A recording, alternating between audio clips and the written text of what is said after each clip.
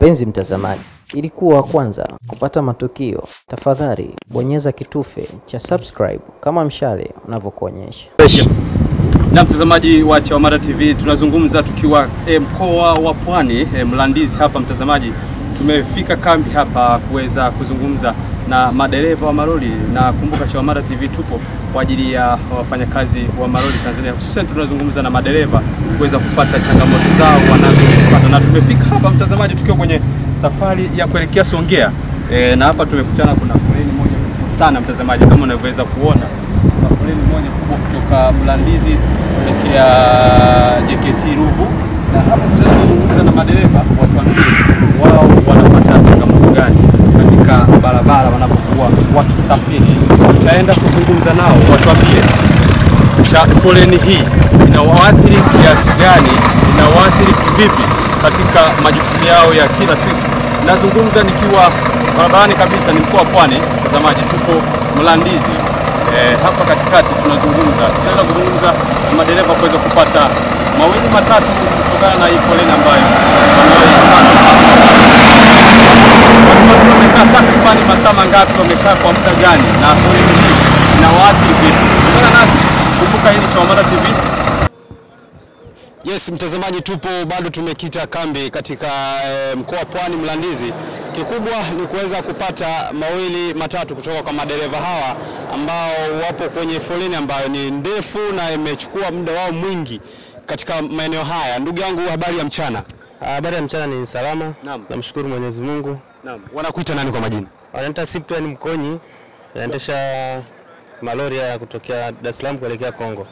Bwana Cyprian, kwa uzoefu wako nadhani foleni hii inaweza kuwa imesababishwa na kitu gani huko mbele? Kwa jinsi ninavyohisi kutakuwa kuna diversion pale mbele. Sasa nahisi ile diversion ndio inayoweka hii changamoto yote ya foleni. Wito wako kwa mamlaka husika wanaohusiana na masuala ya usafirishaji, lakini pia LATRA, usalama barabarani, pia unawaambia nini?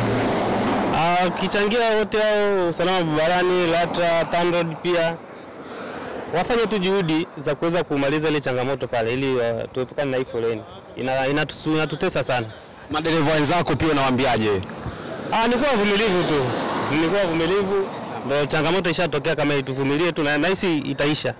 Bwana, nikutakie kila la heri na pole kwa changamoto hii. Asante sana, nashukuru sana. Asante sana. Hivi na kama nusu saa kiongozi wangu. Ushauri wako sasa kwa watu wanaohusika na masuala ya usafirishaji unawaambiaje kuweza kuwasaidia nyinyi madereva kuweza kuendelea safari yenu? Bwana, inabidi watusaidie bwana, kama barabara kumalizike kwa wakati, kwa sababu kama hivi unajua inakuwa tunaumia sana sisi. Safari yako ni ya kutoka wapi unaelekea wapi? Kutoka Dar es Salaam naelekea Kongo. Wito wako kwa madereva ambao wapo barabarani hapo unawaambia nini kwa kulingana na foleni hii? Hapa foleni inabidi tufuate tu foleni, kwa sababu ukisema utanue unaleta tatizo pia.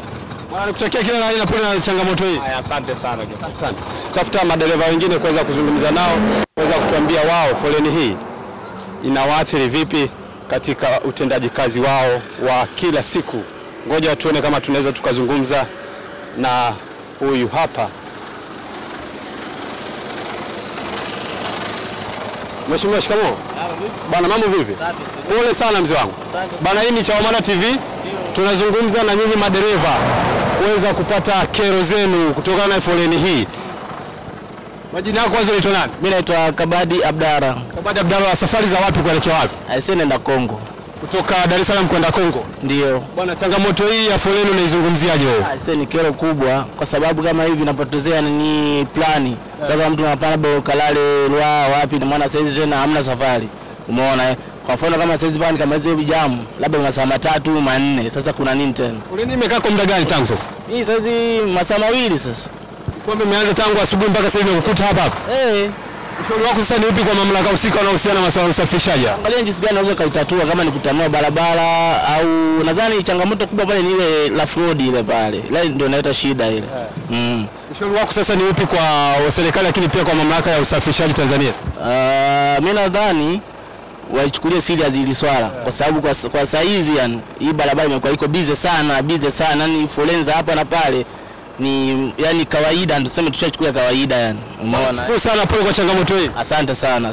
Na mtazamaji pia ni dereva, tumetoka kuzungumza naye, tunaendelea kukuletea kila ambacho kinaendelea kutoka hapa. Kumbuka hapa ni Mlandizi, ni chini kidogo kutoka Mlandizi Center kuelekea JKT. Tunazungumza na madereva hawa, watuambie foleni hii inawaathiri vipi mtazamaji. Kumbuka hii ni Chawamata TV, kuhakikisha kwamba kila kitu unakipata kwa uzuri zaidi mtazamaji. Tupo hapa, tupo katika safari ya kuelekea Songea, na tutakuwa tunahakikisha kwamba kila kitu kinachojiri ndani ya barabara tutakuwa tunakufikishia wewe mtazamaji. Kaka, mambo vipi mzee? Mwanaishi, mambo vipi? Safi, vipi? Kwa kawaida? Heri. Bwana, unakuita nani?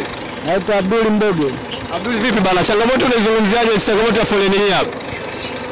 Changamoto inakuwa ni kero kubwa sana. Ni kero kubwa sana kwa sababu hii toka jana iko hivi. Foleni tangu jana mpaka leo? Unaelekea safari wapi mzee wangu? Mimi naenda Ugoba na kurudi Dar es Salaam. Ushauri wako sasa kwa mamlaka husika? Wazingatie kwenye sehemu ambazo wanazojenga, wao wanaharakisha kujenga kwa sababu inatupa kero sisi hata ufanyaji wa kazi. Bwana, nikushukuru sana, pole kwa changamoto hii ya foleni. Asante sana. Naam, mtazamaji, pia huyu pia ni dereva mwingine ambaye mwenye gari ya T152 EBS. Tupo kazi ni moto. Chawamata